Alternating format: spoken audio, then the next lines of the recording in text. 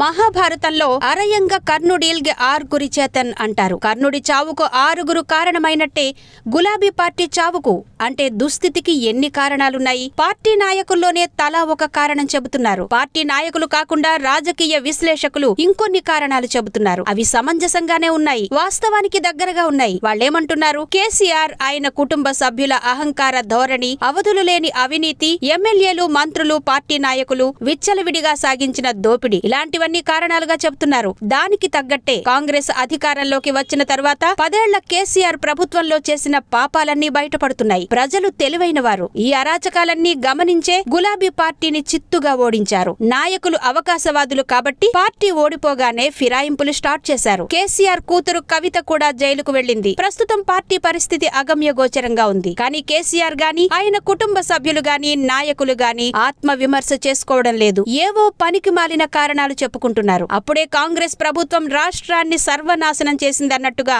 రోజు విరుచుకుపడుతున్నారు. టీఆర్ఎస్ పేరును బీఆర్ఎస్ గా మార్చినందువల్లనే, తెలంగాణ సెంటిమెంట్ ను వదిలేసినందువల్లనే పార్టీ ఓడిపోయిందని నాయకులు విశ్లేషిస్తున్నారు.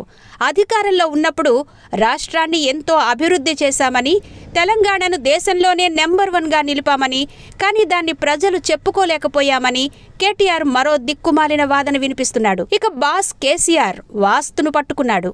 తెలంగాణ భవనంలో వాస్తు లోపాల కారణంగానే పార్టీ ఓడిపోయిందని, దుస్థితి దాపురించిందని వాస్తు పండితులు ఆయనకు నూరిపోశారు. ఆయనకసలే వాస్తు పిచ్చి ఎక్కువ కాబట్టి వెంటనే మార్పులు చేర్పులు చేయాలని చెప్పాడు. తెలంగాణ భవనంలో ఆగ్నేయం నుంచి నడవడమే కొంప ముంచిందని ప్రధాన కారణంగా చెబుతున్నారు. రాజకీయాల్లో మన నడత బాగున్నప్పుడు తెలంగాణ భవనంలో ఎట్లా నడిస్తే ఏముంది? ఈ చిన్న లాజిక్ గ్రహించలేని కేసీఆర్ వాస్తు మార్పులు చేయిస్తున్నాడు. ఇది ఆయనకు కొత్త కాదు. మొదటిసారి అధికారంలోకి వచ్చినప్పుడు వాస్తు బాగాలేదనే కారణంతో అప్పటి సచివాలయానికి కూడా రాలేదు. కొత్త సెక్రటేరియట్ కట్టిందాకా నిద్రపోలేదు. మరి ఇప్పుడు చేస్తున్న వాస్తు మార్పుల వల్ల పార్టీ పార్లమెంటు ఎన్నికల్లో ఎక్కువ స్థానాల్లో విజయం సాధిస్తుందా? అయినా చేసిన తప్పులను వాస్తుపైకి నెట్టేస్తే జనం నమ్ముతారా?